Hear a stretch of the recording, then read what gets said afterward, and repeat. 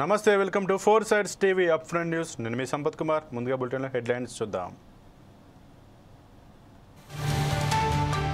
భారత్ పాక్ సరిహద్దుల్లో యుద్ధ మేఘాలు సెక్యూరిటీని టైట్ చేసిన ఇరు దేశాలు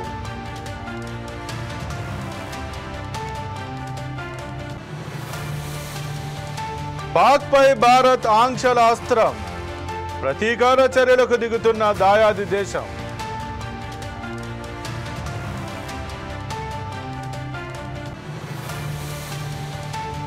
ఇవాళ జమ్మూ కాశ్మీర్కు రాహుల్ గాంధీ పహల్గామ్ ఉగ్రదాడి బాధితులకు పరామర్శ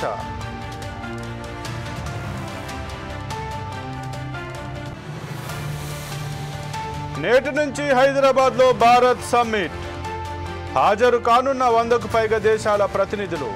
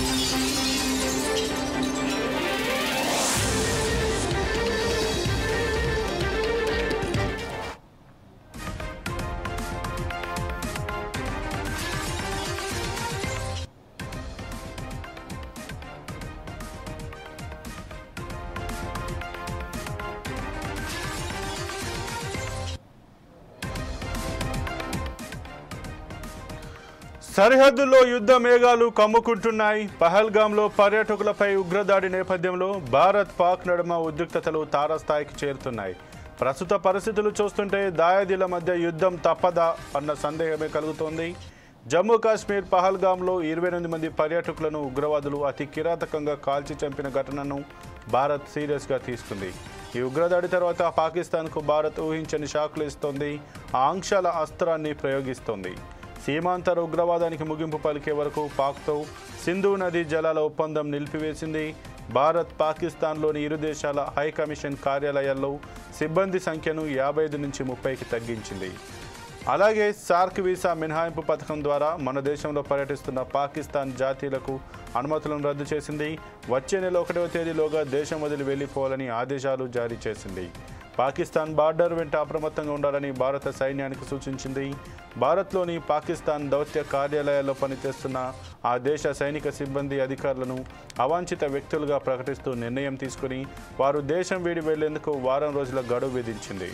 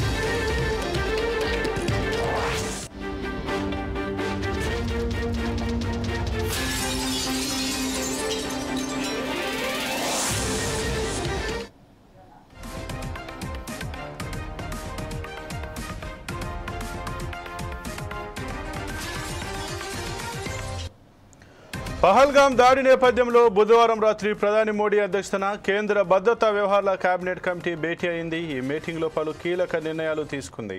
పాక్తో ఉన్న భారత సరిహద్దులన్నింటినీ మూసివేయాలని నిర్ణయించారు. అందులో భాగంగా గురువారం అట్టారీ వాఘా సరిహద్దును కేంద్రం మూసివేసింది. అలాగే భారత్లో పాకిస్తాన్ ఎక్స్ అధికారిక అకౌంట్ను నిలిపివేసింది. ప్రస్తుత పరిణామాల దృష్ట్యా పాకిస్తాన్ ఖాతాను భారత్లో నిలిపివేయాలని ఎక్స్ను కేంద్ర ఎలక్ట్రానిక్స్ ఐటీ మంత్రిత్వ శాఖ కోరింది. ఈ అభ్యర్థనను పరిగణలోకి తీసుకున్న ఎక్స్ పాక్ అధికారిక ఖాతాను భారత్లో నిలిపివేసింది. ఉగ్రవాదాన్ని వీడే వరకు పాకిస్తాన్ పట్ల కఠినంగా వ్యవహరించాలని సిసిఎస్ మీటింగ్లో కేంద్రం నిర్ణయం తీసుకుంది. ఈ మేరకు పాకిస్తాన్కు సంబంధించిన దౌత్య సంబంధాలపై భారత్ కీలక నిర్ణయాలు తీసుకుంది.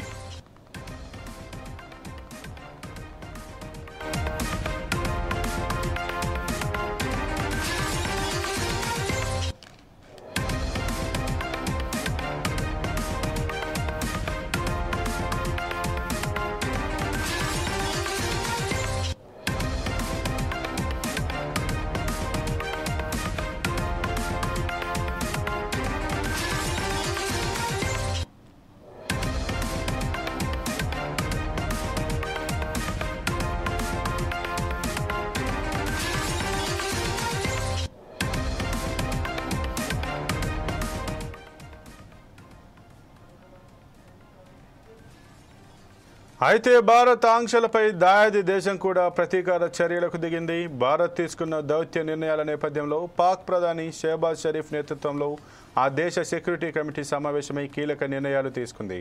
పాకిస్తాన్లో సార్క్ వీసా మినహాయింపు స్కీమ్ ద్వారా పర్యటిస్తున్న భారతీయులకు అనుమతులతో పాటు ఇతర వీసాలను కూడా రద్దు చేస్తున్నట్లు పాక్ ప్రకటించింది. అంతేకాకుండా ఇస్లామాబాద్లోని భారత హైకమిషన్ కార్యాలయంలోని భారత దౌత్య సిబ్బందిని 55 నుంచి 30కి తగ్గించింది. ఇక అట్టారీ బార్డర్ను మూసివేయాలని భారత్ నిర్ణయించగా దానికి ప్రతిగా వాఘా బార్డర్ను మూసివేస్తున్నట్టు పాకిస్తాన్ ప్రకటించింది. ఇక 1972లో కుదిరిన సిమ్లా ఒప్పందాన్ని కూడా రద్దు చేస్తున్నట్లు పాకిస్తాన్ ప్రకటించింది.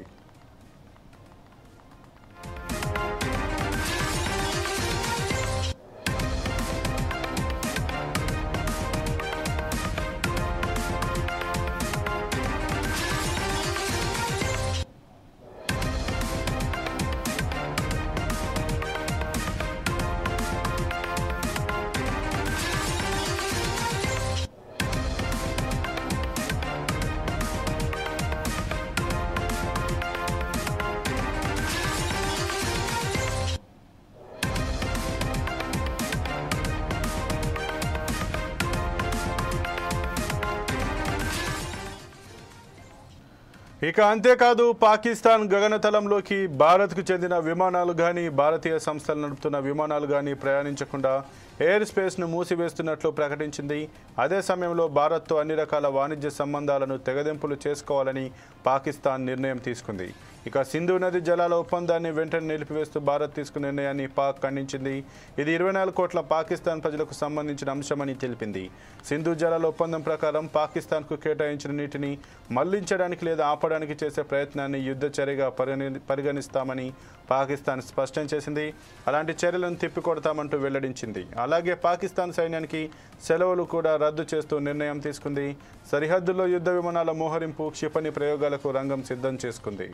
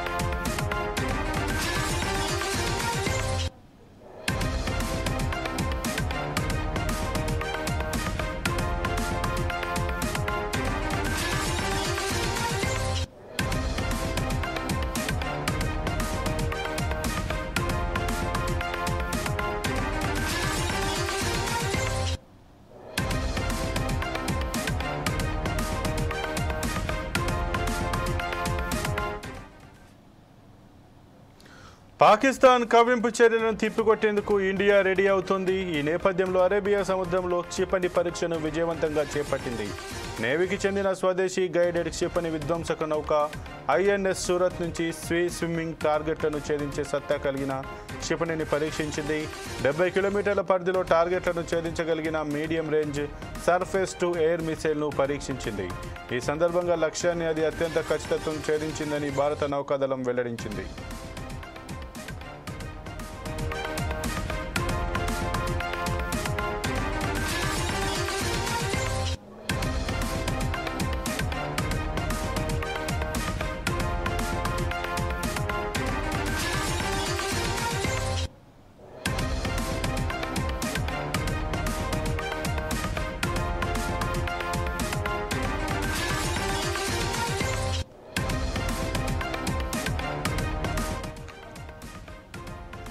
అటు పహల్గామ్ టెర్రర్ అటాక్కు బాధ్యులైన వారిని పట్టుకునేందుకు జమ్మూ కాశ్మీర్లో అణువణువు గాలిస్తోంది ఇండియన్ ఆర్మీ. టెర్రరిస్టులనే కాదు, టెర్రరిజాన్ని ప్రోత్సహించే వాళ్ళను కూడా సహించేది లేదని ఇప్పటికే భారత్ తేల్చి చెప్పింది. ఈ సందర్భంగా రాష్ట్రపతి ద్రౌపది ముర్మును కేంద్ర హోంమంత్రి అమిత్ షా, విదేశాంగ మంత్రి జయశంకర్ కలిశారు. పహల్గామ్ ఘటన, ఆ తర్వాత తీసుకున్న నిర్ణయాలు తదితర అంశాలపై చర్చించారు. మరోవైపు భారత విదేశాంగ శాఖ G20లోని పలు దేశాల రాయబారులతో సమావేశమైంది. ప్రస్తుత పరిణామాలపై చర్చించింది. అలాగే కేంద్ర ప్రభుత్వం ఆల్ పార్టీ మీటింగ్ను నిర్వహించింది. కేంద్రం తీసుకునే ఎలాంటి నిర్ణయానికైనా మద్దతు ఇస్తామని అన్ని పార్టీలు ముక్తకంఠంతో తెలిపాయి. టెర్రరిజాన్ని తుదిముట్టించాల్సిందేనని తేల్చి చెప్పాయి.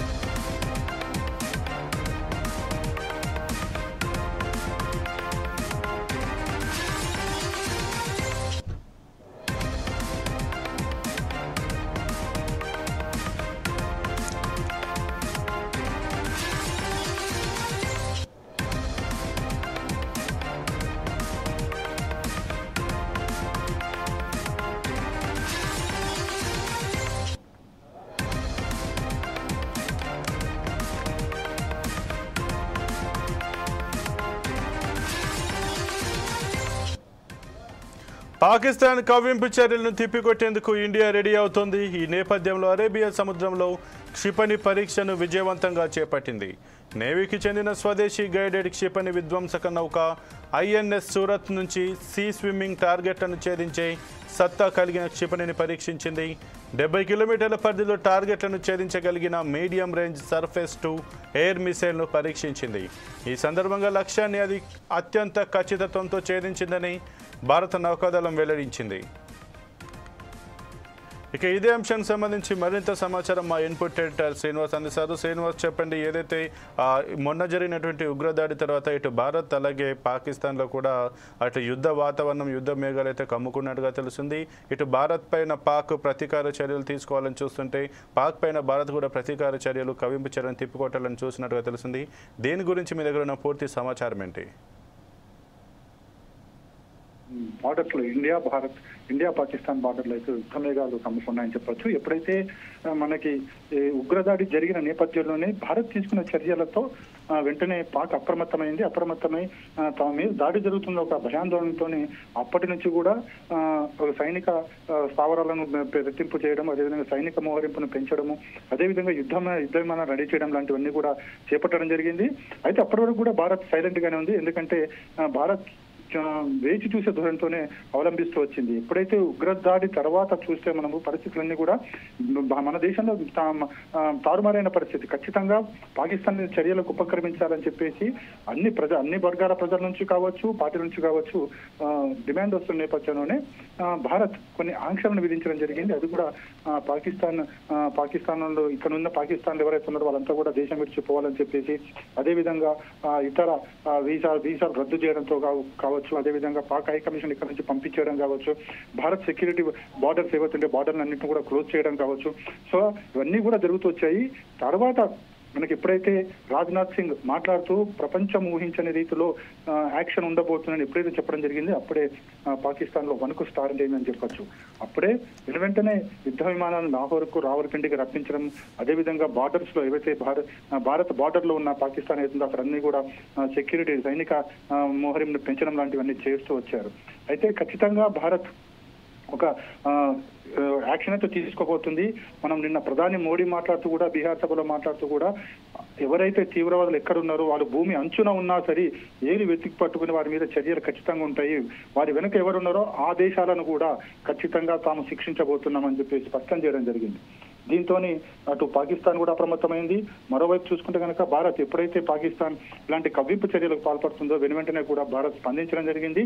ఆ వెంటనే భారత బార్డర్స్ ఏవైతే అక్కడ అన్ని కూడా సెక్యూరిటీని పెంచడంతో పాటుగా గస్తీని చాలా సీరియస్ గా ప్రతి అంశాన్ని కూడా పరిశీలిస్తూ గస్తీ నిర్వహించడం జరుగుతుంది. మరోవైపు చూసుకుంటే కనుక అటు అరేబియా సముద్రంలో మన నావికాదళం నిన్న ఐఎన్ఎస్ విక్రాంత్ క్షిపణిని ప్రయోగించడం జరిగింది. అది సక్సెస్ఫుల్ గా అయ్యిందని చెప్పేసి కూడా నావికాదళ అధిపతులు చెప్పడం జరిగింది. అంటే ఈ ఐఎన్ఎస్ విక్రాంత్ అనేది మనకి అంటే వాటర్ మీద నుంచి, అంటే జలాంతర్గామి అనమాట, ఇక్కడ నుంచి జలాంతర్గామి అరేబియా సముద్రం నుంచి నేరుగా పాకిస్తాన్ మీదకి అటాక్ చేయడానికి చాలా దగ్గర దారి. సో దానికి కూడా ఇండియా రెడీ కావడంతో ఇక మొత్తం యుద్ధ మేఘాలు కమ్ముకున్న పరిస్థితి అయితే కనిపిస్తుంది. అయితే మరోవైపు చూసుకుంటే కనుక ఖచ్చితంగా పాకిస్తాన్ మీద చర్యలు ఉంటాయని చెప్పేసి ఇటు కేంద్ర ప్రభుత్వం చెప్తుంది, అదేవిధంగా ఉన్న మన ప్రజలు కోరుకుంటున్నారు. కాబట్టి ఖచ్చితంగా యాక్షన్ ఉండబోతుంది. ఈ యాక్షన్ ఏ విధంగా ఉండబోతుందంటే POK లోకి ఎంట్రీ కాబోతుంది భారత్. అక్కడ ఉన్న మొత్తం ఏవైతే ఉగ్ర శిబిరాలు ఏవైతే ఉన్నాయో వాటిని అన్నింటినీ కూడా నేలమట్టం చేయడం, అక్కడ ఉన్న వారిని అందరినీ కూడా ఏరివేయడం, POKని భారత ఆధీనంలోకి తీసుకోవడం లాంటివన్నీ కూడా ఉండబోతున్నాయని చెప్పేసి కూడా మనకున్న సమాచారం. మొత్తానికైతే ఊహించని రీతిలో ఒకటి జరగబోతుంది. అది ఎన్ని రోజులు అనేది ఇప్పుడు మనం చెప్పలేం, కానీ ఖచ్చితంగా ఉంటుంది. గతంలో మనం చూసాము సర్జికల్ స్ట్రైక్ లాంటివి కూడా ఎవరు ఊహించని విధంగా సర్జికల్ స్ట్రైక్ చేయకొచ్చి అక్కడ ఉగ్ర శిబిరాలను అన్నింటినీ కూడా మట్టుమెట్టడం జరిగింది. సో అంతకు మించి ఉండబోతుంది ఈసారి ఈ చర్యలు అనేది మాత్రం ఇక్కడ మనకు స్పష్టంగా కనిపిస్తుంది. అందుకు తగ్గ పరిణామాలు కూడా మనం చూస్తున్నాం. రాజకీయ పరంగా ఏ విధంగా పరిణామాలు చోటు చేసుకుంటున్నాయి, అదేవిధంగా కాశ్మీర్ బార్డర్స్, భారత్ బార్డర్స్ అన్ని కూడా ఏ స్థాయిలో అక్కడ యుద్ధ వాతావరణం నెలకొనింది అనేది కూడా మనకు కనిపిస్తుంది. మొత్తానికైతే ఈ పహల్గాం ఉగ్ర దాడి తర్వాత భారత్ మాత్రం చాలా సీరియస్ గా తీసుకుంది ఈ విషయాన్ని. ఎట్టి పరిస్థితుల్లో కూడా సహించేది లేదు. 28 మందికి సంబంధించిన ప్రాణాలు తీసుకున్న వారిని ఖచ్చితంగా తాము కొట్టి తీరుతాము, ఎట్టి పరిస్థితుల్లో కూడా వదిలే పరిస్థితి లేదు. వాటి వెనక ఎవరున్నా సరే వారిని కూడా మట్టు పెడతామని చెప్పేసి కూడా భారత్ స్పష్టం చేయడం జరిగింది. ఆ దిశగానే భారత్ వెళ్తుంది. చూసే ఇప్పుడు పాకిస్తాన్కి భయం పట్టుకుని వారు కూడా అప్రమత్తం అవ్వడం జరిగింది. సంపత్. అయితే శ్రీనివాస్, ముఖ్యంగా భారత్ ఏదైతే ఇటు బార్డర్ను క్లోజ్ చేయడం, అలాగే ఈ సింధు నదికి సంబంధించి ఏదైతే ఒప్పందం ఉందో దాన్ని కూడా క్యాన్సిల్ చేసి నీటిని విడుదల చేయకుండా ఉండడానికి ఒక చర్యలు అయితే తీసుకున్నట్టు, దీనిపైన పాకిస్తాన్ కూడా స్పందించి వాళ్ళు కూడా కొన్ని ఆంక్షలు అయితే పెట్టినట్టుగా, ఏదైతే సిమ్లా ఒప్పందాన్ని రద్దు చేసుకున్నట్టుగా, అలాగే వారి ఎయిర్ బేస్ను కూడా క్లోజ్ చేసినట్టుగా అయితే తెలుస్తుంది. ఇక ఈ నేపథ్యంలో పాకిస్తాన్ ఏ రకంగా స్పందించే అవకాశం ఉంది? పాకిస్తాన్ ఇప్పుడున్న పరిస్థితుల్లో ఏ రకంగా స్పందించట్లు కూడా పెద్దగా వాళ్ళకి ఉండదు. వాళ్ళకి నష్టమే కలిగే అవకాశం ఉంది. ఇప్పుడున్న పరిస్థితుల్లో పాకిస్తాన్ ఆర్థికంగా పూర్తిగా కుదేలైపోయిన పరిస్థితి. ఎందుకంటే గత కొన్నేళ్లుగా చూస్తున్నాం పాకిస్తాన్ మోడీ ప్రభుత్వం అధికారంలోకి వచ్చిన తర్వాత అంతా కూడా సైలెంట్ గా కూర్చున్న పరిస్థితి. ఎక్కడ కూడా ఉగ్రదాడులు కావచ్చు, లేకుంటే కవ్వింపు చర్యలు అనేవి తక్కువ లేదు. ఎందుకంటే ఇప్పుడున్న పరిస్థితిలో చైనా రెచ్చగొట్టే రీతిలో చైనా ప్రవర్తిస్తుంది కాబట్టి పాకిస్తాన్ సైలెంట్ గా ఉంది. కానీ ఇప్పుడున్న పరిస్థితుల్లో పాకిస్తాన్ ఎలాంటి కవ్వింపు చర్యలు చేపట్టినా, లేకపోతే ఎలాంటి భారత్ మీద ఎలాంటి ఆంక్షలు ఇచ్చినా భారత్ పెద్దగా ఉండకూడదు ఏమీ లేదు. పాకిస్తాన్ నుంచి భారత్కు వచ్చేది ఏమీ లేదు. సో పాకిస్తాన్ ఇప్పుడు నేను చెప్తున్నది ఏదైతే ఉందో సింధు ఒప్పందానికి సంబంధించి అలా చేయడం కుదరదు అని, కానీ అలా చేయడం కుదరదు అన్నప్పుడు ఇక్కడ పాకిస్తాన్ ఉగ్రవాదాన్ని పెంచి పోషించడం ఎంతవరకు కరెక్ట్ అనేది కూడా అందరూ ప్రశ్నిస్తున్నారు. అదేవిధంగా భారత్ కు సంబంధించిన హై కమిషనర్ కూడా వెళ్ళిపోమని వాళ్ళు కూడా చెప్పడం జరిగింది. ఎప్పటి నుంచో భారత్ హై కమిషనర్ అక్కడ ఉండాల్సిన అవసరం లేదని చెప్పి మన వాళ్ళే కోరుకుంటున్న పరిస్థితి కనిపిస్తుంది. సో పాకిస్తాన్ ఎన్ని ఆంక్షలు విధించినప్పటికీ కూడా భారత్ కు పెద్దగా నష్టం కలిగేది ఏమీ ఉండదు. నష్టం అంతా జరిగితే ఇప్పుడు పాకిస్తాన్ కే ఉండబోతుంది. ఎందుకంటే ప్రపంచం దేశాలన్నీ కూడా భారత్ కు మద్దతుగా నిలబడుతున్నాయి. పాకిస్తాన్ అనేది తీవ్రవాదాన్ని పెంచి పోషిస్తున్న దేశం అని చెప్పేసి ప్రపంచానికి అంతటికీ తెలుసు. పాకిస్తాన్ ఇప్పటివరకు అమెరికా అండ చూసుకుని ఈ కవ్వింపు చర్యలు గతంలో పాల్పడేది. కానీ ఇప్పుడున్న పరిస్థితులు వేరు. ఎప్పుడైతే మోడీ అటు అమెరికాతో జరిపిన రాయబారాలు కావచ్చు, అదేవిధంగా రాజకీయంగా జరిగిన పరిణామాలు కావచ్చు, వీటన్నిటితో కూడా అమెరికా ప్రభుత్వం కూడా ఎట్టి పరిస్థితుల్లో కూడా ఉగ్రవాదానికి ఊతమిచ్చేది లేదు కానీ దూరంగా ఉంది. ఒకవేళ యుద్ధం అంటూ వస్తే గనక ఇక్కడ అమెరికా మౌనంగా ఉండబోతుంది. అదేవిధంగా భారతదేశానికి ఏదైతే మద్దతు ఇచ్చిన దేశాలు రష్యా కావచ్చు, ఇతర దేశాలు కావచ్చు, అవన్నీ కూడా భారత్ కు మద్దతు ఇవ్వబోతున్నాయి. ఇంకో ముఖ్యమైన విషయం ఏంటంటే మనకి ఏవైతే అరబ్ కంట్రీస్ ఏవైతున్నాయో అరబ్ కంట్రీస్ అన్ని కూడా భారత్ కు మద్దతుగానే నిలబడుతున్నాయి తప్ప పాకిస్తాన్ ఎట్టి పరిస్థితుల్లో కూడా సపోర్ట్ చేసే పరిస్థితి లేదు. సో ఇప్పుడున్న పరిస్థితుల్లో యుద్ధం అంటూ వస్తే గనక నష్టపోయేది పూర్తిగా పాకిస్తాన్ మాత్రమే. ఇప్పుడున్న పరిస్థితి ఇప్పటికే ఆర్థిక మాంద్యంతో కొట్టుమట్టాడుతున్న దేశం మరింత దిగజారే అవకాశం ఉంది. కాబట్టి పాకిస్తాన్ అలాంటి చర్యలకు పాల్పడుతుందా లేదా, అలాంటి దుందుడుకు చర్యలకు వెళ్తుందా లేదా అనేది వేచి చూడాలి. ఎట్టి పరిస్థితుల్లో మాత్రం భారత్ మాత్రం ఖచ్చితంగా జవాబు ఇవ్వబోతున్న మాత్రం మనకి స్పష్టంగా తెలుస్తుంది. Sampath. Okay, thank you Srinivas.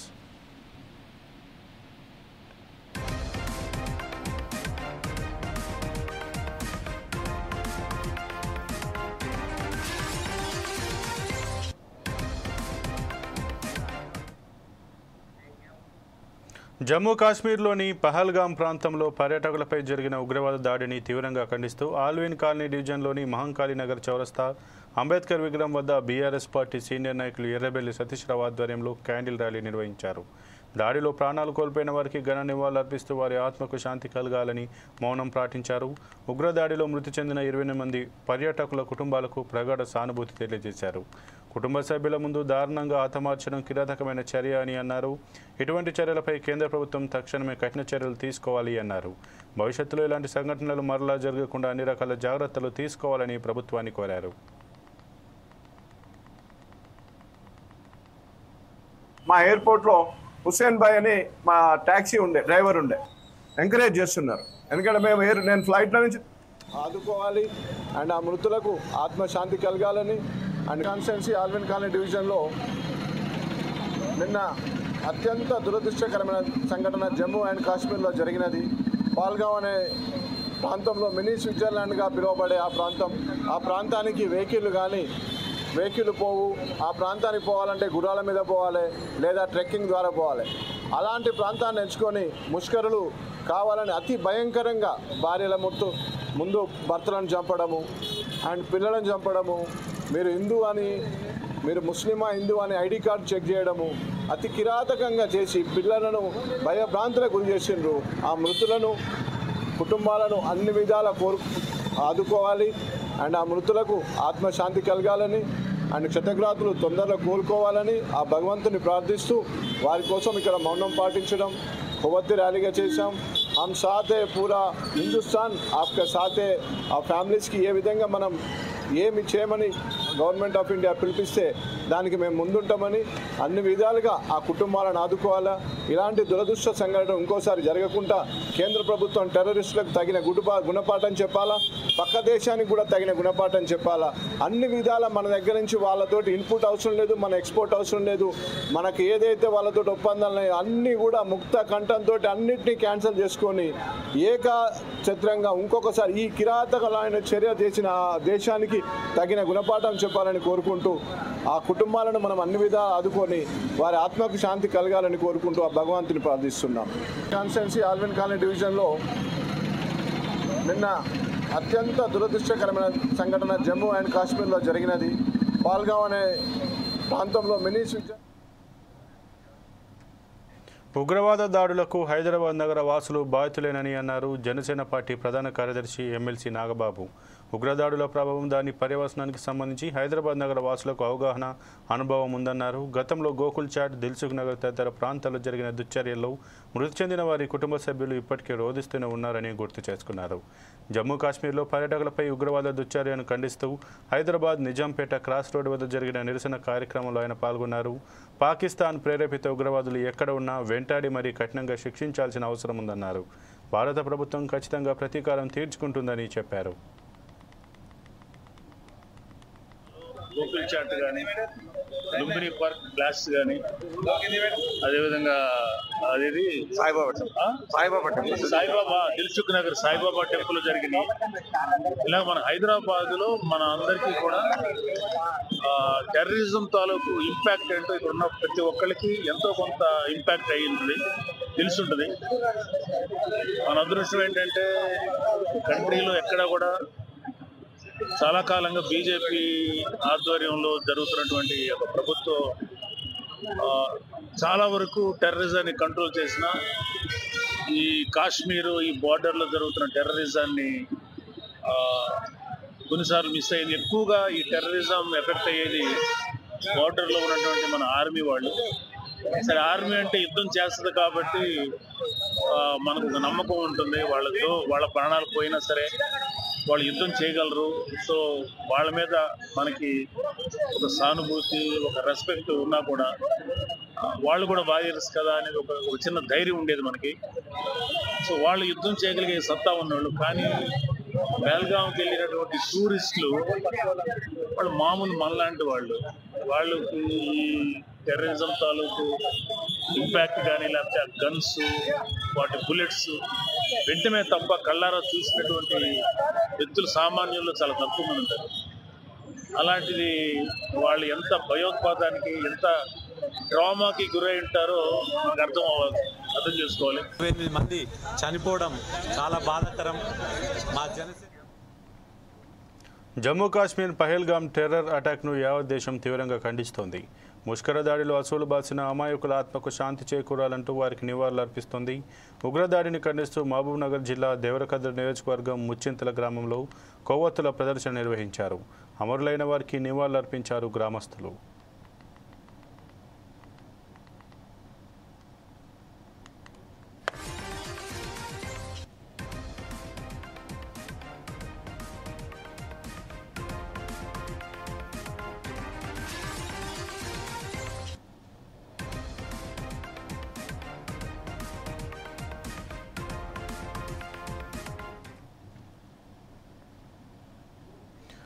Field అసిస్టెంట్లు, యానిమేటర్లు అనేవాళ్ళు ప్రజలకు, ప్రభుత్వానికి వారధి లాంటి వారిని ఎప్పుడూ ప్రజలతో మమేకమై పనిచేసి ప్రభుత్వానికి గుంతకల్లు ఎమ్మెల్యే జయరాంకు మంచి పేరు తీసుకురావాలి అన్నారు పామిడి టీడీపీ నాయకులు.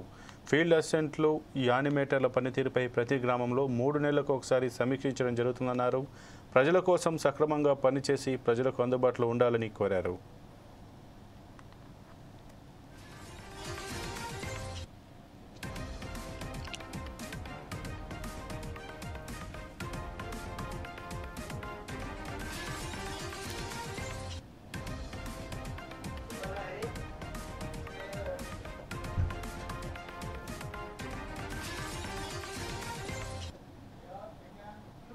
ఇక ఇవి ఇప్పటివరకు బులెటిన్ అప్డేట్స్. మరిన్ని అప్డేట్స్ కోసం చూస్తూనే ఉండండి 4 Sides TV.